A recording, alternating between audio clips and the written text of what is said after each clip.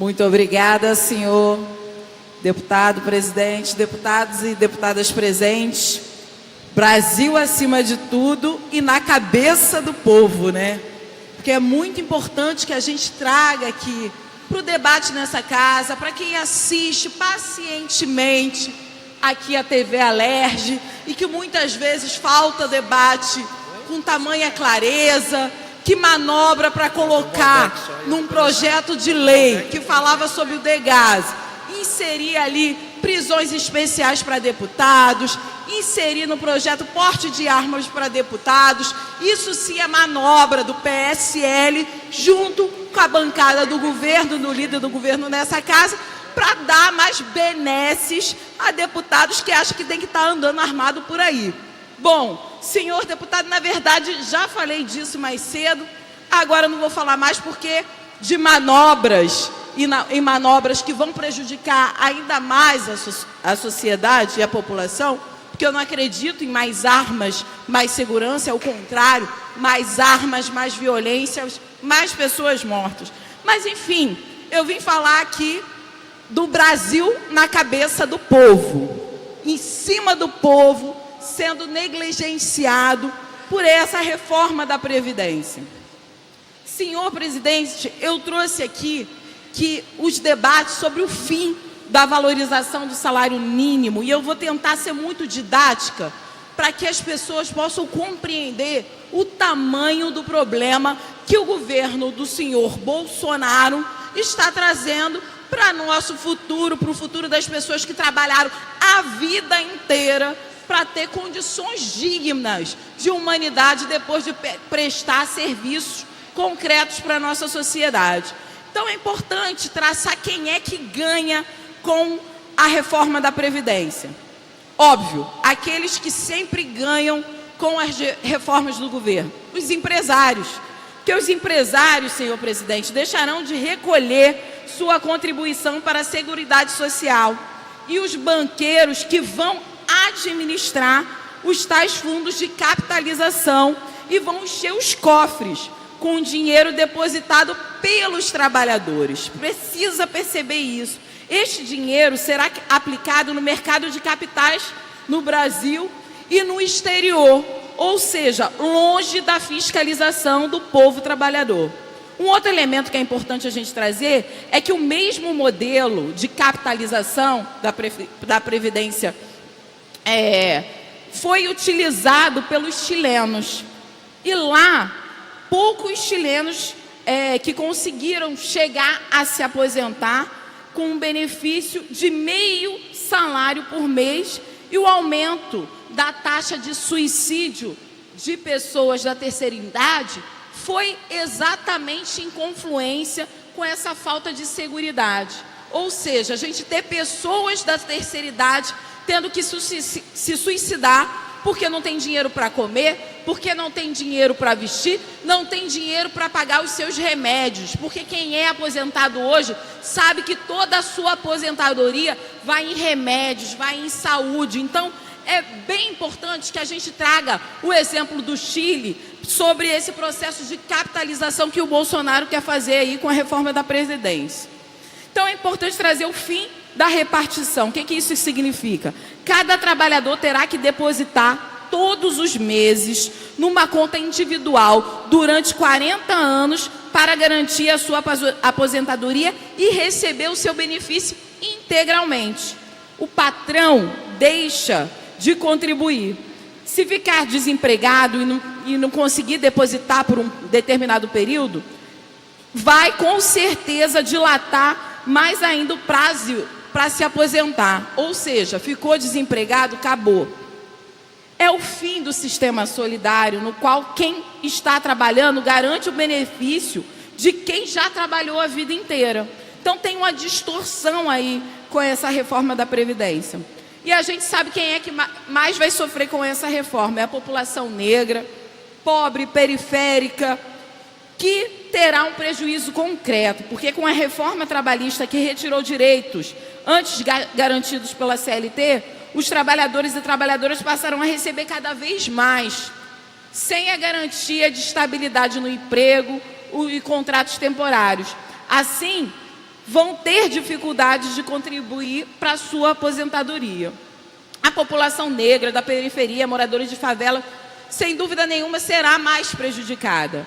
Porque são essas pessoas que já vivem numa situação de vulnerabilidade nos seus trabalhos e trabalhos precarizados, informais, o que inviabiliza a sua aposentadoria por não conseguir comprovar os anos de serviços necessários com essa reforma da Previdência. E aí a gente tem que falar das mulheres também, senhor presidente. As mulheres trabalham em média 7 horas a mais por dia do que os homens, cumprindo uma jornada tripla de trabalho, segundo dados do IPEA. Veja aqui, não sou eu que inventei esses dados. O Instituto de Pesquisa de Estatísticas apresenta esses dados que a mulher, nessa jornada tripla, ela trabalha em média 7 horas a mais por dia que os homens. Bom, e a gente precisa trazer uma informação importante. Com a reforma do Bolsonaro e do Guedes, as mulheres terão que trabalhar até 62 anos e completar 40 anos de contribuição. Ou seja, essa mulher que trabalha de manhã, de tarde e de noite, ainda vai ter que passar 40 anos contribuindo. Bom, uma categoria que vai ser muito afetada, sem dúvida nenhuma, com a reforma da Previdência, é a categoria dos professores. Eleva a idade mínima de 50 para 60 para as mulheres e de 55 para 60 para homens. O tempo de contribuição passa de ser de 30 anos, exercendo exclusivamente a função de professor para ambos os sexos. Antes eram 25 anos para as mulheres, ou seja, as mulheres professoras, os professores serão uma das categorias mais atingidas com essa reforma da Previdência. E é importante trazer a informação que muitas vezes é argumento desse presidente, de que não existe rombo.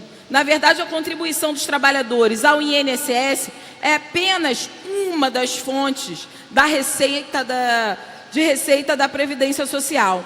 O governo e as empresas também devem contribuir de acordo com a Constituição Federal, mas o governo retira dinheiro da Seguridade Social para outros fins. Por exemplo, financiamento da dívida, isenções fiscais, 511 bilhões desde 2010, senhor presidente.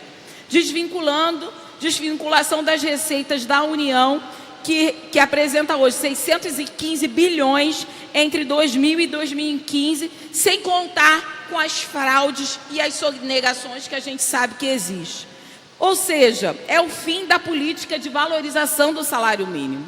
A regra de reajuste apresentada em 2004, aplicada em 2005 e encerrada em 2019, é dada pela inflação acumulada 12 meses do ano anterior e o crescimento real do PIB do segundo ano anterior à data base.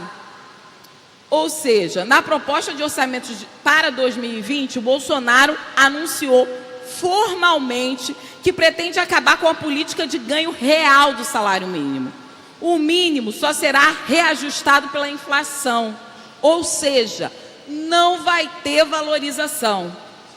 Caso a regra de reajuste de salário mínimo proposto pelo atual governo, presidente Jair Bolsonaro do PSL, esse das manobras aqui dentro dessa casa, dando porte de armas para deputados e prisões especiais para deputados. 1 minuto, deputada. Se estivesse vigente desde 2003 até dezembro de 2018, o salário hoje seria metade, ou seja, o trabalhador ganharia R$ 496 e não o atual R$ 998. Serão atingidos, senhor presidente, deputado Valdec, diretamente 48 milhões de brasileiros, que são os que mais precisam. Isso quer dizer que temos em prática que o povo vai comer menos e vai comer pior. É importante que isso seja dito e por isso que eu quero ser didática e pedagógica, para mostrar que essa reforma da Previdência é uma reforma de fome. Então, é um crime obviamente, que vai influenciar nas necessidades básicas desses trabalhadores: comida, educação e saúde. Então, o governo que apresenta como proposta chave de ouro é o governo do retrocesso, senhor presidente, senhor Waldeck. O governo do retrocesso não quer só matar o povo com bala, com atire primeiro e pergunte depois.